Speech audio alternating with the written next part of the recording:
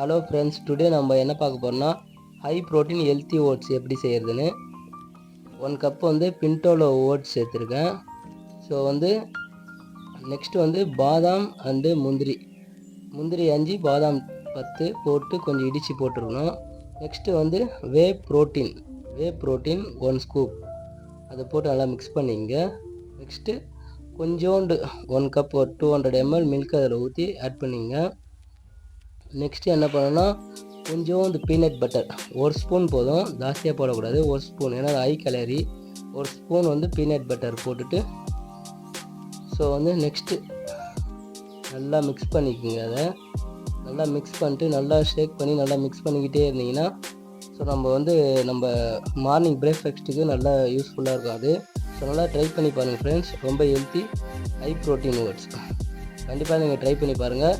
சாப்பிட ரொம்ப ஹெல்த்தியாக இருக்கும்.